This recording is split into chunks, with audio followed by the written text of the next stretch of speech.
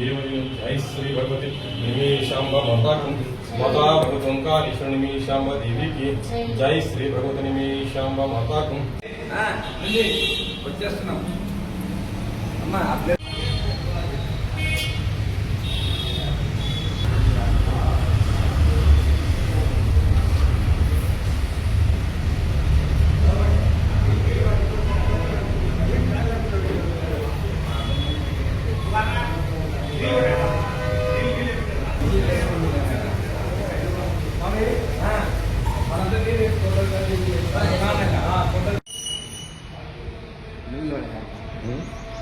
Maji.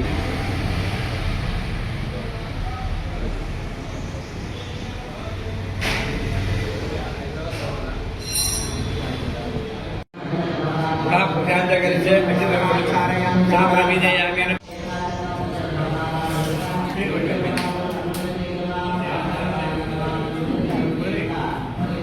చూపించి దేవుడు చూపించు దేవాయ కర వికరణాయ బల వికరణాయ బలాయ బల ప్రథమనాయ సర్వభూతమనాయ మనాన్మనాయ శ్రీ మహాగణాధిపతయే నమః శ్రీ మహాసరస్వత్యై నమః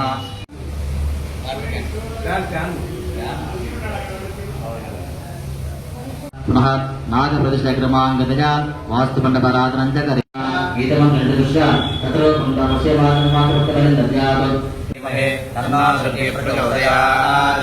सर्वमङ्गलमाङ्गल्ये शिवे सर्वार्थसाधके शरण्ये त्र्यम्बके देवी नारायण नमोऽस्तुते महाकाली నిమిషాంబ దేవస్థానముందు పునః నాగప్రతిష్ఠా కార్యక్రమంలో మొదటి రోజున శుక్రవారం రోజున ఉదయం పూట గణపతి పూజ గోపూజ పుణ్యహావాచనము ఆచార్యాది వృత్తికురణము పంచగవ్య ప్రాసన కలశ స్థాపన ఆవాహన విగ్రహాల అభిషేకము ఇవన్నీ కూడా ఉదయం పూట జరిగే కార్యక్రమాలు. సాయంకాలం పూట ఒల్మీక వృత్సంగనము పుట్టకు వెళ్లే పుట్ట పూజ, అదైన తర్వాత అంకురార్పణ కార్యక్రమం, అది పూర్తయిన తర్వాత అంకురార్పణ విశేషంగా జలాదివాస కార్యక్రమాలు, మహామంగళహారతి, తీర్థ ప్రసాద కారణం, ఇది మొదటి రోజు కార్యక్రమాలు.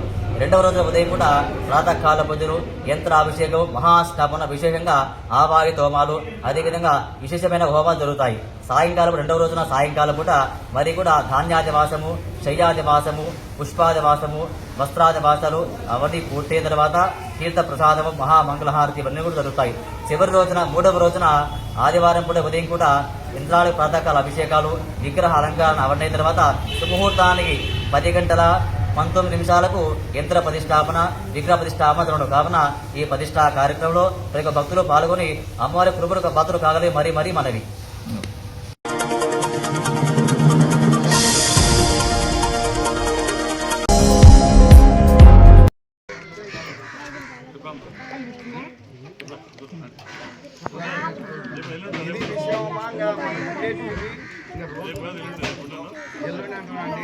ఇంకా ఏమైనా ఇప్పుడు మనకు ఇంకా ఎస్సీ కాలనీ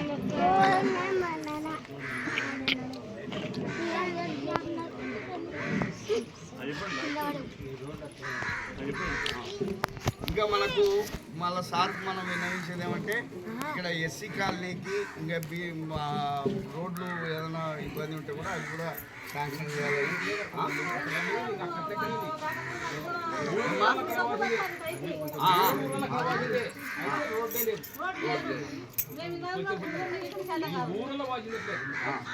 అదే పొలానికి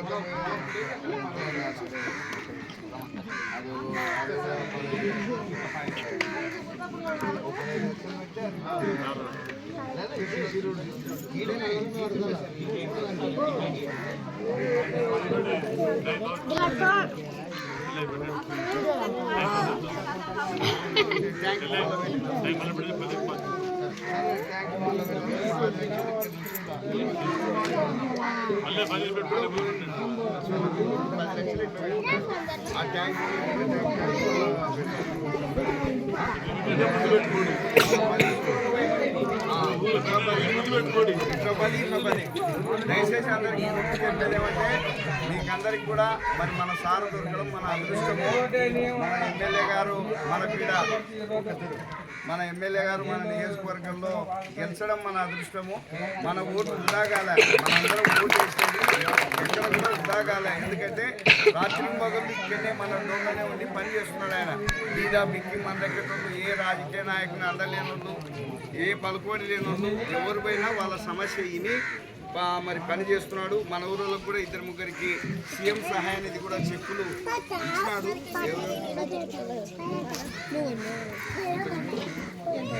ముగ్గురికి వచ్చినాయి ఈ గ్రామంలో కూడా. కాబట్టి దయచేసి అందరూ కూడా గ్రామం అంతా మన సార్ నాయకత్వంలో, ఎమ్మెల్యే గారి నాయకత్వంలో, సుజాతమ్మ గారి నాయకత్వంలో మనం ముందుకు నడుస్తున్నాము. నడిస్తే మనకు మంచి జరుగుతుంది, అభివృద్ధి చేసుకుంటాము. మళ్ళీ ఒక రోజు తప్పనిసరిగా ఈ రోడ్లు మొదలు పెడేటప్పుడు ఆ మహిళలకు ఆ మరుగుదొడ్ల పూజ చేసేటప్పుడు సార్లు పిలుచుకొచ్చుకున్నాము. ఆ రోజు గ్రామం అంతా కూడా ఒక చోట నిలబడి ఆయనను స్వాగతిస్తాం. పండుగ వాతావరణంలో ఈ కార్యక్రమాలన్నీ చేసుకున్నామని మనం చేస్తూ సార్ కూడా గ్రామస్తుల అందరి తరఫున మరొకటి మా గ్రామానికి మీరు వచ్చినందుకు సార్ మాకు చాలా సంతోషం. మాకు మంచి అవకాశాలు కల్పిస్తున్నందుకు మీకు మరొకసారి నమస్కారాలు తెలియజేస్తూ, ఈరోజు కూడా ఆయన ఎందుకు వచ్చినాడంటే మన గ్రామంలో అక్కడ ట్యాంక్ పెట్టినారు. జలజీవన కోరికల్లో నుంచి నీళ్ళు వచ్చేవి. ఈ ట్యాంక్ నుంచే మళ్ళీ దూరం పోవాలి. ఇప్పుడు అవి ఓపెన్ అవుతున్నాయి. దాన్ని ఓపెన్ చేసినట్టు వచ్చినాడు సారు. ఇంకా ప్రజా కార్యక్రమంలో ఇప్పుడు ఆయన ప్రజల కోసం ఆయన పదవి ఉపయోగిస్తున్నాడు. కాబట్టి సార్కు మరింత మంచి ఆరోగ్యాన్ని ఇచ్చి మనకు సేవ చేసేదానికి మనందరికీ సపోర్ట్ ఇవ్వాలని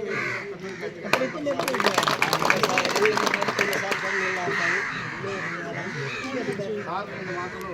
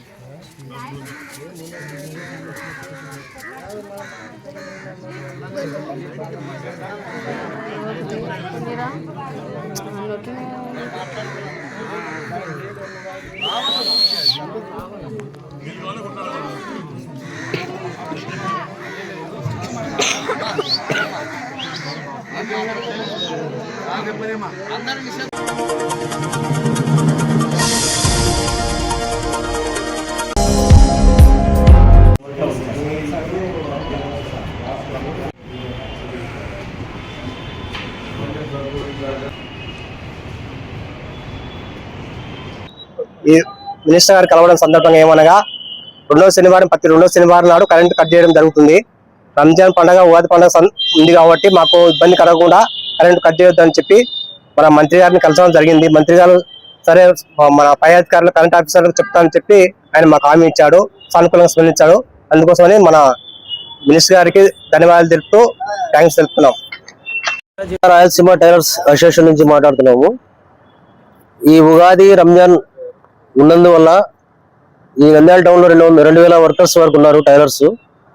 రేపు కరెంటు సెకండ్ సాటర్డే ఉండడం వల్ల పని ఆగిపోతుందని చెప్పి మంత్రి గారు ఫరూక్ సార్ తో కలిసి మేము విన్నపించుకొని, సార్ మాకు రేపు కరెంటు తీయకుండా చేయండి సార్ అంటే ఎమ్మటే స్పందించి వాళ్ళకి ఫోన్ చేసి కరెంటు ఉండేటట్టుగా ఏర్పాటు చేస్తానని మాకు హామీ ఇచ్చినారు సారు. చాలా కృతజ్ఞతలు తెలుపుతున్నాము సార్ వల్ల. మాకు పని ఆగకుండా జరుగుతుంది. కస్టమర్స్ కూడా మేము ఇబ్బంది పెట్టకుండా ఉంటాము. దానివల్ల సార్ చేసిన దీనివల్ల మేము చాలా అసోసియేషన్ తరఫున మేము చాలా హ్యాపీగా ఉన్నాము. మన అఫ్జల్ బాషా 11వ వార్డు మా స్నేహితుడు అతని చెరువు వల్ల కూడా మేము ముందుకు పోవడం జరిగింది. అందువల్ల ఆయన కూడా చాలా చాలా ధన్యవాదాలు. ఫిరోజ్ అన్న కూడా ఫోన్ చేసి మాట్లాడినాము నిన్న. అన్న కూడా స్పందించి ఏ సార్తో కూడా వాళ్ళతో మాట్లాడి ఎలాగైనా సరే కరెంటు కంటిన్యూ చేయండి అని చెప్పి చెప్పడం జరిగింది. అందరికీ మా యూనియన్ తరఫున ధన్యవాదాలు.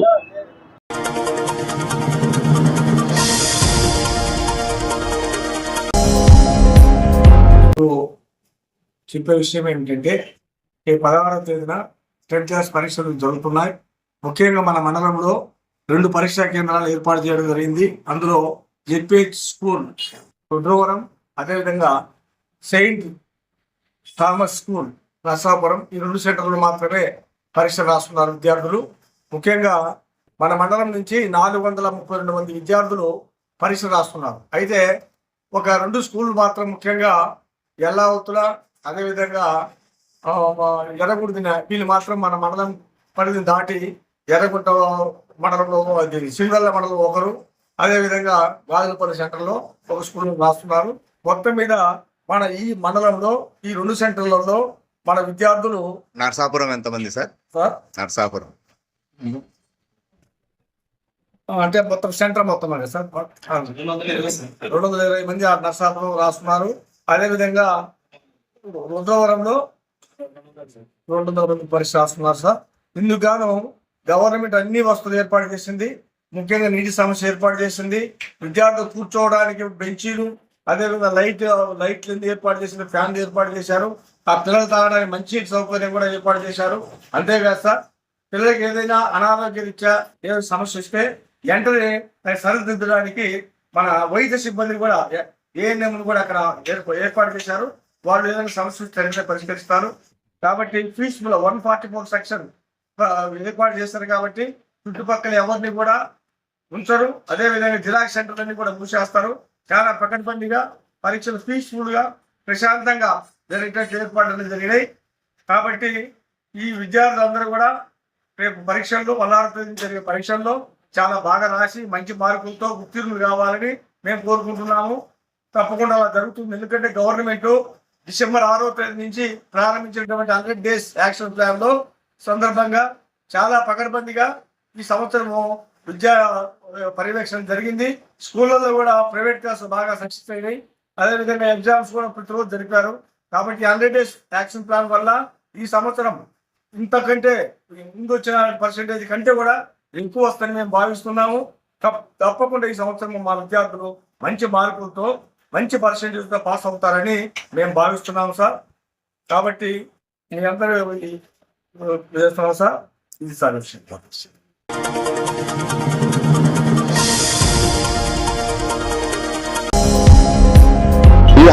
మీ దగ్గర ఇన్సూరెన్స్ లేకుంటే పట్టుకుని ఒప్పుకోను. లైసెన్స్ ఖచ్చితంగా ఉండాలా. స్టేషన్ కార్డు ఇన్సూరెన్స్ ఖచ్చితంగా ప్రతి ఆటో ఇన్సూరెన్స్ తో పాటు ఖచ్చితంగా లైసెన్స్ ఉండాలి. బండిలో ఆటోకి ఎంతమంది కెపాసిటీ పోవాల్సింది, ఆటోలో ముగ్గురు ఎక్కాల్సింది, నలుగురు అంటే ఎక్కువ ఉన్నారనుకో ఖచ్చితంగా ఓవర్లోడ్ ఆటో 336, 217 సెక్షన్ పెట్టి కేసు కడతా. మీరు దయచేసి ఆటో డ్రైవర్లు మీరు ఏమన్నా అన్నంత ఆడుకోవద్దండి. ఖచ్చితంగా యూనిఫామ్ వేసుకోవాలా. మీ పోలీసులు మాకు యూనిఫామ్ ఉంది గవర్నమెంట్, మీకు కూడా ఆటోలకు యూనిఫామ్ కాకి షర్టినా మేము వేసుకుంటాం లేదా? ఖచ్చితంగా ప్రతి ఒక్కరు యూనిఫామ్ వేసుకోవాలా. ఏమి మేడం చూడు, ఆయన హాస్పిటల్ వాళ్ళ డిపార్ట్మెంట్ కాబట్టి వాళ్ళ డిపార్ట్మెంట్ డ్రెస్ వేస్తున్నారు. మేము పోలీస్ డిపార్ట్మెంట్ కాకి యూనిఫామ్ వేస్తున్నాం. ఆటో వాళ్ళు ఆటో కాకి షర్ట్ వేసుకోవాలి ఖచ్చితంగా. అలాగే ప్రతి ఒక్కరు నంద్యాలట ఆటో డ్రైవర్కు లైసెన్స్ ఉండాలి. లేకుంటే మటుకు ఆటో స్టేషన్ లో ట్రాఫిక్ స్టేషన్ లో పెట్టడం జరుగుతుంది. మీరు ఇన్సూరెన్స్ కట్టుకొని వచ్చిన తర్వాతే బండి నడపాలి. అలాగే గారు మా ఏఎస్పీ మేడం గారు ఏమి ఖచ్చితంగా డ్రైవర్లకు ఆటో డ్రైవర్లకు చెప్పండి, ఖచ్చితంగా బండ్లకు ఇన్సూరెన్స్ ఉండాలి ఆటో బండ్లకు. అలాగే తర్వాత ఎక్కడంటే అక్కడ రోడ్డు మీద నో పార్కింగ్ ఏరియాలు పెట్టడం కానీ చేస్తే మటుకు మీకు 3 ఖచ్చితంగా ఆటో డ్రైవరు యూనిఫామ్ వేసుకోవాలి. అలాగే బండికి ఖచ్చితంగా ఇన్సూరెన్స్ చేసుకోవాలి. ఇన్సూరెన్స్ ఉంటే మటుకు ఇన్సూరెన్స్ కి ఎంత ఫైన్ ఉంది దాని ప్రకారం ఫైన్ వేస్తాను. ఏమి ఆ రోజే కట్టుకోవాలా. ఇన్సూరెన్స్ ఫైన్ వేసిన తర్వాత అప్పుడు డబ్బు కట్టిన తర్వాత నేను ఆన్లైన్ కట్టిన తర్వాతే ఎవరు కూడా అమౌంట్ బై హ్యాండ్ ఎవరు కూడా మా పోలీసు వాళ్ళు ఎవరు తీసుకోరు. మీరు ఇస్తే కూడా తీసుకోరు. ఆన్లైన్ లోనే ఏమి మా దగ్గర ఉండే యాప్ ఉంటుంది. యాప్ లో మీ ఫోన్ పే ద్వారా పే చేసి వస్తుంది. ప్రజలకు నంద్యాల నందు ఆటో నడిపించే ఆటో డ్రైవర్లకి ఈరోజు మా జిల్లా ఎస్పీ సార్ సునీల్ సార్ గారు, మా AS madam John Paul madam గారు ఖచ్చితంగా ఆటో డ్రైవర్లకి సూచన ఏంటి, కఠినమైన సూచన ఏంటి, హెచ్చరిక ఏంటి చెప్పారు. ఖచ్చితంగా ఆటో డ్రైవరు యూనిఫామ్ వేసుకోవాలి, ఆటో నడిపేటప్పుడు లైసెన్స్ పెట్టుకోవాలి ఆటో డ్రైవరు. అలాగే బండికి ఖచ్చితంగా ఇన్సూరెన్స్ ఉండాలి. నిన్న సాయంత్రము చాపరి దగ్గర యాక్సిడెంట్ అయింది, ఆటోకి టూ వీలర్ కి. ఆటోకి ఇన్సూరెన్స్ లేదు. ఈ రోజు ఆ టూ వీలర్ లో చనిపోయిన వ్యక్తి కుటుంబం రోడ్డు మీద పడింది. తప్పు ఏమయ్యా ఆటో డ్రైవర్ చెప్పండి, మీ ఆన్సర్ చెప్పండి. మీరు 5,000 రూపాయలు ఎంత మీకు ఇన్సూరెన్స్? 5,500. మీకు అన్నం పెట్టేది ఆటోనే కదా. ఫోన్ అయితే పెట్టినారు, ఫోన్ ఉన్నాయి ఫోన్ చూపించండి. రీఛార్జ్ చేపిస్తారు కదా, ఫోన్ రీఛార్జ్ చేపించేప్పుడు ఆటోకి ఇన్సూరెన్స్ చేయించానికి మీరు ఇప్పుడు ఆ పిల్లలు చనిపోయాడు యూత్ 28 సంవత్సరాలు. ఏమి వాళ్ళ అమ్మ నాయన ఓటు చూస్తారు. ఇప్పుడు మీ దగ్గరకు వచ్చి ఇప్పుడు మీరు ఏమంటారు లక్షలు కట్టించగలరా వాళ్ళకు చెప్పండి. దయచేసి ప్రతి ఆటోదారు ఖచ్చితంగా ఇన్సూరెన్స్ చేసుకోండి. ఇప్పుడు ఉండే ఆటోలు చూస్తాను, ఇప్పుడు ఇక్కడ ఒక 20 ఆటోలు ఆపినాము. ఈ ఆటోకి ఇన్సూరెన్స్ ఉంటేనే రమేష్ సార్ పంపించండి, లేకుంటే స్టేషన్ పంపించండి. స్టేషన్ లో ఫైన్ ఇస్తాను, ఏమి ఫైన్ ఇచ్చి పంపిస్తాను. లేదు ఇప్పుడు ఇన్సూరెన్స్ కట్టి చేస్తే ఫైన్ అయ్యాను. ప్రతి ఆటోను తీసుకెళ్ళి స్టేషన్ పెట్టించండి. రెడీ ఖచ్చితంగా రాయా ముందురా ఆటో తీసుకెళ్ళి చెక్ చేయి. ఒక్కొక్క ఆటో చెక్ చేయి, ఇన్సూరెన్స్ ఉందా లైసెన్స్ ఉందా, 2 ఉంటేనే ఆటో ఇచ్చేయి, లేకుంటే స్టేషన్ పెట్టండి. దయచేసి ఆటోదారులు ప్రతి ఒక్కరు కూడా నంద్యాల జిల్లాలో this is warning. Plus Delhi police కింద చెప్తున్నా, ఇన్సూరెన్స్ 5,500 కట్టుకుంటే సంవత్సరం అంతా మీరు ఆటో నడుపుకోవచ్చు. అలాగే లైసెన్స్ కూడా మీరు ఖచ్చితంగా అప్లై చేసుకోండి. లైసెన్స్ లేకుండా బండి నడిపితే పట్టుకు దొరికితే 5,000 రూపాయలు ఫైన్ ఇస్తాను. దయచేసి లైసెన్స్ 5,000 రూపాయలు గురి కాకుండా 300 రూపాయలు మా హెడ్ కానిస్టేబుల్ రైటర్ గారు స్టేషన్ గారే మీ సేవలు పిలిపించి పెట్టాడు. వచ్చి మీరు స్లాట్ తీసుకోండి, మీకు ఎల్ఎల్ఆర్ వస్తుంది. తర్వాత లైసెన్స్ కూడా సారే ఆర్టీఓ సార్ చెప్పి ఒక్కొక్కరికి రోజుకి 30 మంది 40 మందికి ఇప్పిస్తాడు. పోయి లైసెన్స్ తీసుకోండి.